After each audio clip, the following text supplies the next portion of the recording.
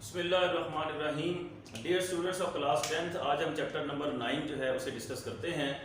Chapter number 9 जो है वो थ्योरम का चैप्टर है और आपको पता है कि चैप्टर 9 में से थ्योरम लाजमी आना है। बोर्ड की स्कीम के मुताबिक चैप्टर 9 और 12 इसमें से एक एक थ्योरम आना है और बीच में और लिखा होगा। इसका मतलब ये हुआ कि या तो चैप्टर 9 वाला थ्योरम करें और या फिर चैप्टर 12 वाला थ्योरम करें। तो इसलिए दोनों में से एक चैप्टर जो है उसको करना हमारे लिए, अच्छी तरह करना हमारे लिए बहुत ज़रूरी है। तो अब सबसे पहले हम चैप्टर नंबर 9 का वेट जो है पेपर में क्या है हम उसको देखते हैं। देखें, चैप्टर नंबर 9 में से एक MCQs आएगा और एक शॉर्ट क्वेश्चन आएगा। एक शॉर्ट क्वेश्चन 2 मार्क्स का होता है, MCQs 1 मार्क्स का होता है। और लॉन्ग क्वेश्चन जो है वो एक बनेगा, यानी एक थ्योरम आएगा, वो 8 मार्क्स का होगा। तो ये चैप्टर हमें टोटल 11 मार्क्स देगा। तो इसलिए इस चैप्टर को बहुत अच्छे तरीके से हमें प्रिपेयर करना चाहिए। अब आपको पता है ये चैप्टर थ्योरम का है, तो थ्योरम को समझने के लिए कुछ सिंबल जो हमने 9th क्लास में याद किए थे हम उनको अंडरस्टैंड करते हैं। देखें, ये सिंबल्स हैं हमारे पास। आपने अंडरस्टैंड किया होगा कि 2 पॉइंट्स को जब हम मिलाते हैं तो एक लाइन सेगमेंट बनता है, तो इसलिए इसका नाम क्या है, लाइन सेगमेंट। जब एक लाइन सेगमेंट को हम एक साइड पे एक्सटेंड करते हैं तो ये रे बनता है। जब हम लाइन सेगमेंट को बोथ साइड्स पे एक्सटेंड करते हैं तो ये लाइन बनती है। और अब अगर इस लाइन सेगमेंट, ये जो लाइन है, इसमें और इसमें डिफरेंस सिर्फ इतना है कि यहाँ पर 2 पॉइंट्स आए हुए हैं और यहाँ पर 2 पॉइंट्स नहीं आए हुए। ये जो सिंबल है, ये सिंबल है जी कॉरेस्पॉन्डेंस का, जब हम 2 ट्राइंगल्स को आपस में कंपेयर करते हैं।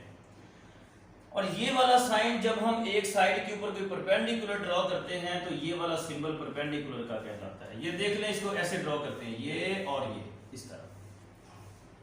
अब ये देखें, ये वाला सिंबल जो है ये कॉन्ग्रेंट का सिंबल है। जब 2 साइड्स को या 2 एंगल्स को हम इक्वल करते हैं तो ये कॉन्ग्रेंसी का साइन लगाते हैं। अब ये देखें, ये हमारे पास कुछ पोस्टुलेट्स हैं। इसमें साइड एंगल साइड, यानी 2 साइड्स और इंक्लूडेड एंगल। इसका मतलब क्या है कि एक ट्राइंगल की 2 साइड्स और एक इंक्लूडेड एंगल दूसरी ट्राइंगल की 2 कॉरेस्पॉन्डिंग 2 साइड्स और एक इंक्लूडेड एंगल के इक्वल होना चाहिए। तो इसलिए इसका नाम है जी 2 साइड्स प्लस इंक्लूडेड एंगल। इसका मतलब है 2 एंगल्स और इंक्लूडेड साइड। इसका मतलब है कि कोई सा एक एंगल और 2 sides and any one angle. इसका मतलब ये है कि एक ट्राइंगल के 2 एंगल्स और कोई सी एक साइड वो दूसरी ट्राइंगल के कोई से 2 एंगल और एक साइड के इक्वल होना चाहिए, तो 2 ट्राइंगल्स इक्वल होंगी।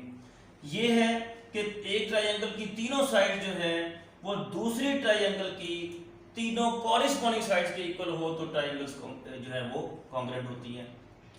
अब इसके बाद हम सर्कल के कुछ एलिमेंट्स हैं उनकी तरफ हम आते हैं। इस पेज पर आ जाएं। ये सारे थ्योरम जो है वो सर्कल के हैं, तो पहले हम सर्कल की डेफिनेशन को अंडरस्टैंड करते हैं। उसके बाद सर्कल में जो चीजें हैं, जो उसके पार्ट्स हैं, हम उनको अंडरस्टैंड करेंगे। देखिए, लिखा हुआ है कि सर्कल इज द लोकस।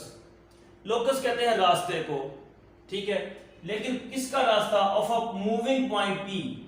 ये देखिए, एक ये पॉइंट P है, ये पॉइंट P इस तरह मूव कर रहा है, ये इस तरह मूव कर रहा है, लेकिन ये जो मूव कर रहा है ये एक फिक्स पॉइंट के अराउंड जो है वो मूव कर रहा है। तो इसलिए सर्कल कब बनेगा? सर्कल क्या है? वो एक मूविंग पॉइंट P का लोकस है, उसका रास्ता है in a plane which is always equal distant from some fix point. और ये जो पॉइंट P है, इसका ये जो रास्ता है, ये जो लोकस है, ये एक फिक्स पॉइंट से इक्वी डिस्टेंट होगा। यानी इधर से इसका डिस्टेंस, इधर से इसका डिस्टेंस, इधर से ये सारा डिस्टेंस जो है वो जब वो सेम होगा तो फिर ये वाला क्या कहलाएगा? ये लोकस। तो इसका मतलब ये हुआ कि अगर एक फिक्स पॉइंट का डिफरेंट पॉइंट से डिस्टेंस सेम हो, ये देखिए मैं दोबारा इसको बताता हूं, एक फिक्स पॉइंट का अदर तमाम पॉइंट से डिस्टेंस सेम हो तो ये जो पॉइंट्स हैं इनको मिलाने से एक सर्कल बनता है। और ये जो फिक्स पॉइंट है ये सर्कल का सेंटर कहलाता है। इसको दोबारा अंडरस्टैंड कर लें। A circle is the locus. किसका लोकस है? ऑफ अ पॉइंट P, एक P पॉइंट का। वो P पॉइंट कहां पर है, किसी भी प्लेन के ऊपर हो सकता है, और वो जो P पॉइंट है उसका जो डिस्टेंस है, उसका जो लोकस है वो क्या है, always equal distance from some fix point O। तो फिक्स पॉइंट O जो है वो सर्कल के ऊपर नहीं है, ये जो पॉइंट O है ये वाला, इस सर्कल के ऊपर नहीं है, ठीक है। ये जो पॉइंट O है इसे हम सेंटर ऑफ अ सर्कल कहेंगे। अब ये कुछ चीजें हैं जो हमें थ्योरम समझने के लिए हमें जो है वो अंडरस्टैंड करनी पड़ेंगी। अब रेडियल सेगमेंट क्या होता है, रेडियल सेगमेंट जो है, ये देखें, ये मैंने सर्कल बनाया, इस सर्कल में ये फिक्स पॉइंट हमारे पास है, इस फिक्स पॉइंट से सर्कल की बाउंड्री तक ये जो लाइन सेगमेंट बनता है इसे हम कहते हैं रेडियल सेगमेंट। और इसकी जो मेजरमेंट है, जो इसकी पैमाइश है, उसको हम कहते हैं रेडियस। क्या कहते हैं, रेडियस। अब डायमीटर किसे कहते हैं, तो डायमीटर को समझने के लिए पहले आप कॉर्ड को अंडरस्टैंड करें। कॉर्ड क्या होती है, जब हम सर्कल के कोई से 2 पॉइंट्स को मिलाते हैं तो ये हमारे पास एक कॉर्ड बनती है, ये देखें, ये कॉर्ड, ये एक कॉर्ड है। सर्कल के कोई से 2 पॉइंट्स को मिलाएं तो एक कॉर्ड बनती है, और ये देखें, ये भी एक सर्कल का पॉइंट है, ये भी एक सर्कल का पॉइंट है, और जब हम इन दोनों को मिलाएंगे तो ये भी एक कॉर्ड बनेगी। ये देखें, ये सारी कॉर्ड बन रही हैं, ये देखें, ये सारी कॉर्ड बन रही हैं। लेकिन a chord which passes through the center of a circle, कि वो कॉर्ड जो सर्कल के सेंटर से पास होती है उसे हम कहते हैं डायमीटर। इसका मतलब ये हुआ कि अब एक ये रेडियस है, एक ये रेडियस है, तो इसका मतलब ये हुआ कि एक डायमीटर में 2 रेडियस होते हैं, एक डायमीटर में 2 रेडियस होते हैं। अच्छा, अब सर्कमफेरेंस की तरफ आते हैं। ये जो सर्कल की टोटल लेंथ होती है, ये वाली सर्कल की total length, length of the boundary of a circle, इसे हम कहते हैं सर्कमफेरेंस। आर्क किसे कहते हैं, कि सर्कमफेरेंस का जो एक पार्ट है, ये देखें, ये हमारे पास एक सर्कल है, इस सर्कल का ये यहां से लेकर यहां तक कोई एक पार्ट कह लें, part of a circumference of a circle. क्योंकि सर्कमफेरेंस को हमने अभी अंडरस्टैंड किया है कि सर्कमफेरेंस क्या है, कि total measurement of the boundary of a circle. तो ये जो सर्कल की बाउंड्री है, इस बाउंड्री का जो एक छोटा सा पार्ट है उसे हम कहते हैं आर्क। ये आर्क जो है स्मॉल आर्क भी हो सकती है, बिग आर्क भी हो सकती है। या जैसे ये देखें, ये मैंने कहा ये एक आर्क है, ठीक है, इसको हम कहेंगे माइनर आर्क, और ये वाली यहां से लेकर ये सारी बड़ी जो है इसे हम कहेंगे मेजर आर्क। इसी तरीके से कॉर्ड भी हमने समझ लिया, आर्क भी समझ लिया। अब हम समझते हैं जी सेगमेंट ऑफ अ सर्कल और सेक्टर ऑफ अ सर्कल क्या है। अब ये देखें,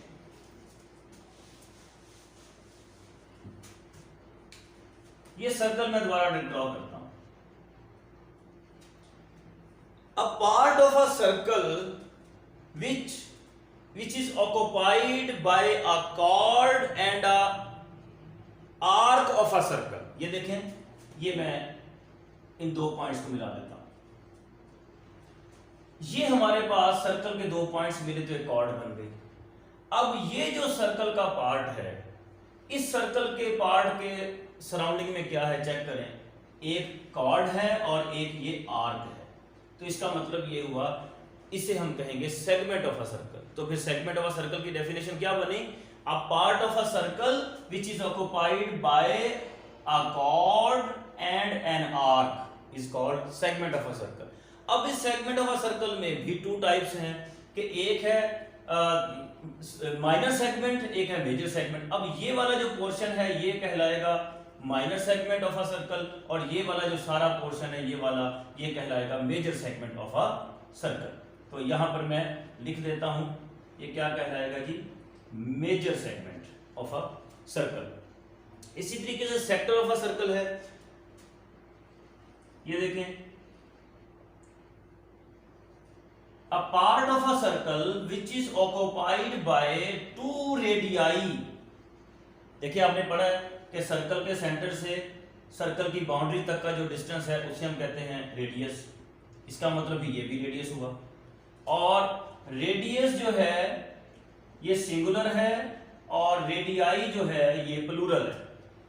तो अब part of a circle which is occupied by 2 radii and an arc, के पार्ट ऐसा सर्कल का पार्ट जिसके सराउंडिंग में क्या हो, 2 रेडियाई हो और एक आर्क हो सर्कल की, तो उसे हम कहते हैं सेक्टर ऑफ अ सर्कल।